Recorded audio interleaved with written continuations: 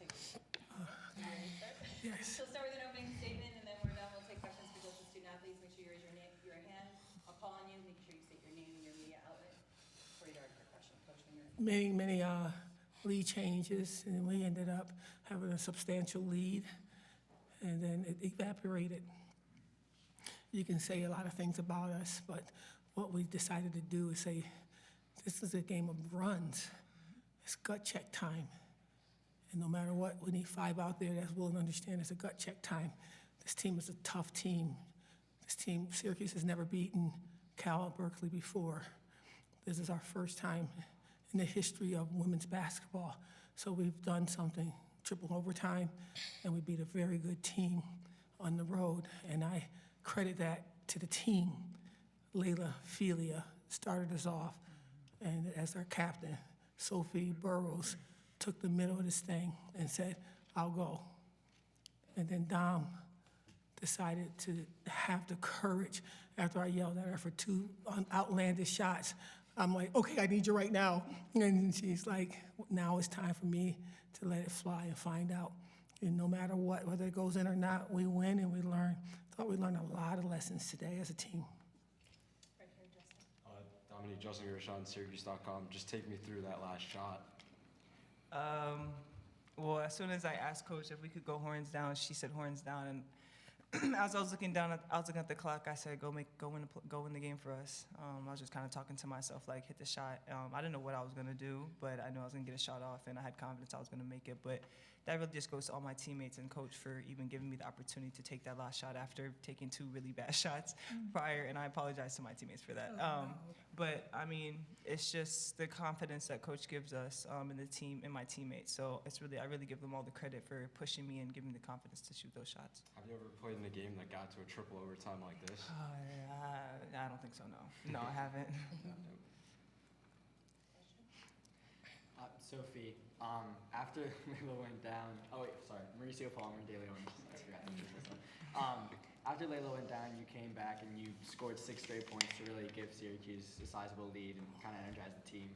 I was just kind of wondering what you were kind of feeling in that moment and how you were able to sort of energize the team after what looked like a kind of serious injury at the time. Yeah, I mean, I was kind of just playing. I think when I'm in like that mental state where I'm just in the game, I'm playing defense, I'm trying to get the rebounds, that kind of stuff. I think the scoring comes to me, and I mean, I think it helped being able to see the ball go through the net, shooting those 2 free throws. And yeah, you never like to see a teammate go down, so obviously we wanted to step up and be there for Layla while she couldn't be on the court. So. Max Gifford with Z89.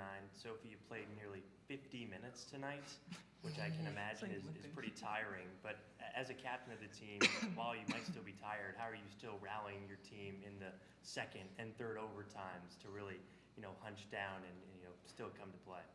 Yeah, I mean, I was just drawing energy from anyone, really, because I certainly didn't have much left. But I think, being in the dome, like the atmosphere that the crowd was giving us, that always really helps. And teammates on the bench, like you can hear them, and we're just talking to each other. Like we wanted to win that game, and we wanted to win so bad that I didn't care how tired I was. Like I was going to keep playing until we won the game. So I think, just having such amazing teammates and coaches around me who lift me up.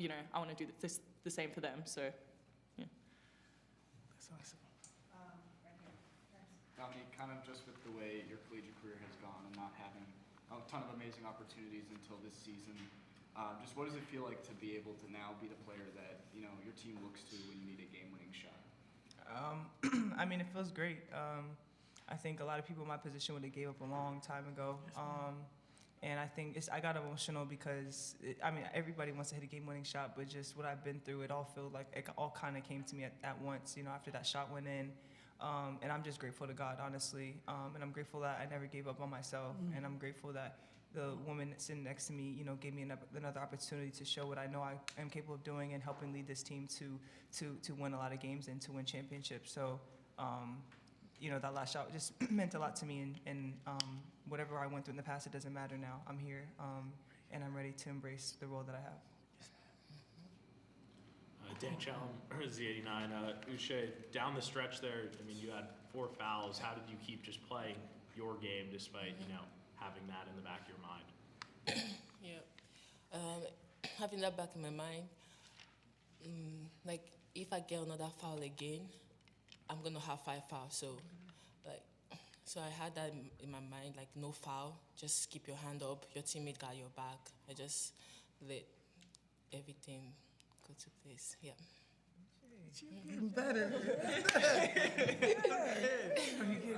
Adam Crooks, Q's247, Uche. You guys had 29 offensive rebounds tonight. You beat Cal on the offensive glass by 13. Yeah. What was the difference on the offensive board for you guys tonight? Yeah, the different during the practice we bust out talking. Coach Jack always talk about box out, and so yeah, and go to the weak side of the ball. So yeah, in the game we did that. I was not really having like offensive rebound in the game, but coach like. Should I? Yeah, coach.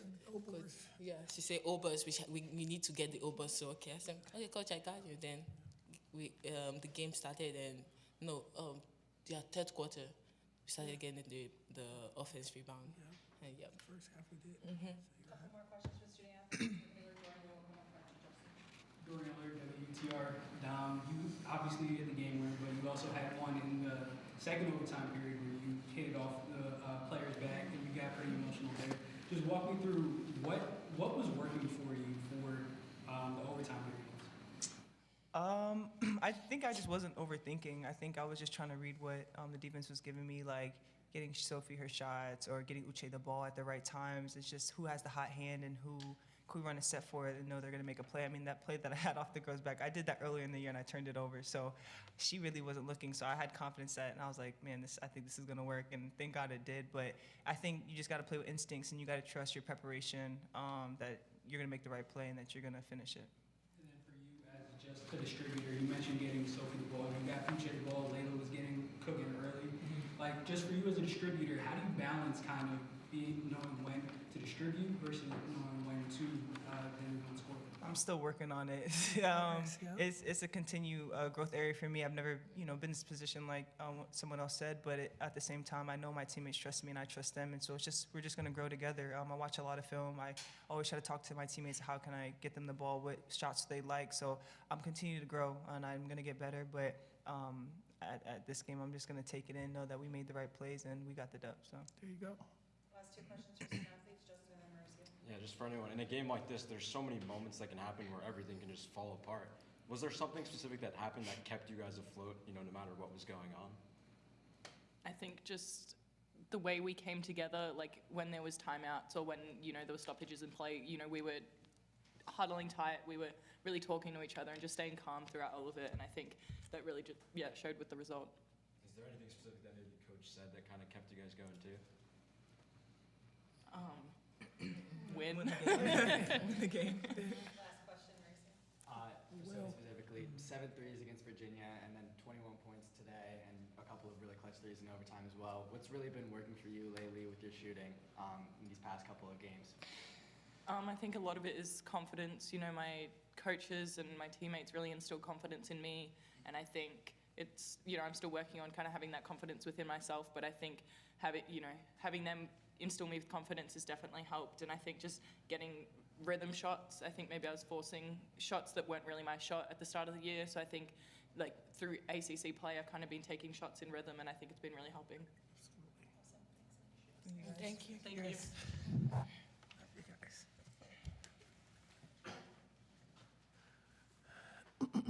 Thank you, ladies. All right, we'll take questions for Coach Jack. Start over here.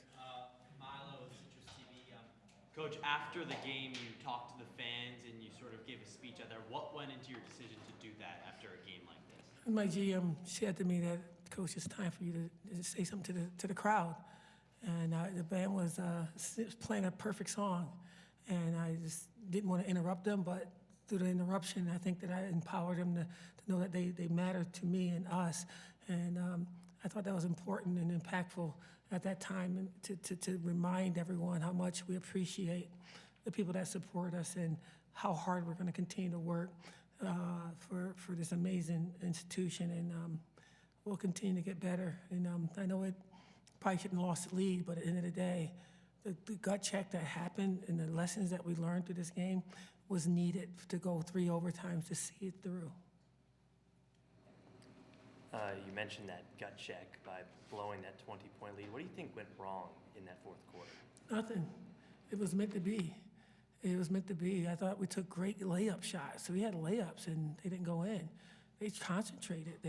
Sophie can make those layups in her sleep. But we missed those 2. They came down and hit those 2. And we go and get another steal. We missed it, and we missed it, and they didn't score. And we try to slow the game down with long sets, and it just was meant to be, I think. And I'll watch film tonight, and I can give you a stronger answer. But I think that what you go through is what you have to go through to learn the lessons that you learn at the end. So 20-point lead is non-existent in the top tier of our conference. And we had that, and we needed a 20-point lead to win by 3 in triple overtime. Harry Tidwell, Newshouse Sports. The efficiency on offense wasn't fully there tonight, but how do you speak to this team's resilience to just keep going and come away with a win when they're not at their best? I just love the word that you use, resiliency, because that's what it takes, when the play breaks down. You got Liv playing the 2 spot. She never played the 2 spot, but Dom had the ball, and so we had to coach her through the plays as she was out there. And even though she's in the practice, she's playing from the same spot, you just don't really run that spot. And so that's what our teammates, they do for each other. They coaching, they're tired, it's 3 overtimes, it's 47 minutes you've been playing, and Liv, go sit the back swing, now go sit the down, and you're hearing that, and I'm just listening to this, I'm like, God, I don't know what I've done to deserve these kids to do what they do and to be as resilient. But the word of our season is resolute. And one thing that it takes is everything you have. And so if you have a little bit of breath to help somebody else, let's go. So efficiency, you know what? Analytics, we look at that and break me down and say, oh, gosh, this is awful. But the resolute team that I got in the locker room, they're going to do whatever it takes to help us to have success so they can have that joy in that locker room. Thank you for the question. Coach, a lot of different coaches have different philosophies on it, but up 3 in the final possession, both in triple overtime and in regulation, what went into the decision to not foul? That is never going to be my decision to not foul. I just think that coaches that do that, they are great coaches that overcoach. I believe in defense. I'm a defensive-minded coach. You sit down on defense and you lock it in. At the last one, when they hit the hammers play, and Uche was waiting on the kid to roll, but the rule was for her to switch. And switching against Uche at the 3-point line with that long wingspan would have been a very difficult shot. But Uche had a brain fart and went, and that number 10, she can shoot that thing, and it hurt us. But I'm not saying I'm right, and I just think that those coaches are really smart that call timeouts and make it even. It could have been a four overtimes if I would have got extra smart. I'm not going to claim smartness as a head coach. I'm a defensive coach. Justin, I skipped over you like 3 times. You're okay. I mean, that was a pretty crazy game, Coach. Like, is there anything comparable to that you've had either throughout your playing career or coaching career? No, it's no comparison to every team that we have. This is their own special team. This is their own story and their own space in the record books. And there's nothing like what they've done, I just think that they just got to own this opportunity and love what they've done and let it be about them and their moment to shine. And what will you remember most about this win? The resiliency, the resolute, the conversation Pastor Will had with the team and saying, I know, I can, and I will. And that was his message to us today. And their will was amazing, but they knew that they could. And that will showed up too. And we had different things out there, but the eyes on those kids were just locked in for the long haul. We would have went 2 more overtimes if we had to. They were that ready. And when was the pastor here? Like, how long before? We talk every shoot around. He comes in and he meets with our team, and he doesn't get enough credit for what he does for all the teams that's here. And he comes to our shoot around and he gives us the word of the day. And I think that he does it all the time. But before the game started, we came in the locker room with 5 minutes to play. They put his message on the board, And who'd have thought that it would have come to pass? We needed those words today, and he showed up, and I want to thank him publicly for that. And what was that message again? I want, I can, and I will. Dorian, and I'm gonna finish the last two here. Coach, when we spoke yesterday, you said, you needed to see the old Dom. Today, she looked really, really decisive, especially coming down the stretch. Is that what you want to see out of her? Yeah, make mistakes. You play for a coach that make mistakes every day. I don't have all the answers, and I'll raise my hand. But she plays the game as if she has to be perfect. 2 coaches said you weren't good enough. And 4 years she went through that, sitting behind and waiting and hoping for a turn. And I was sitting behind waiting for her to say yes to me. And we found a marriage. And I'm that person that tells her every day, I need you to be right, be wrong, but be something, stand for something. And she went through lots of meetings. She does a lot of things to get her mind set and ready. And today, I sat her for long stretches. And I called her in the last minute to defend, and she just jumped off that bench, and she did what she could do. You don't know what message he has for you and what time he's going to give you to show your message.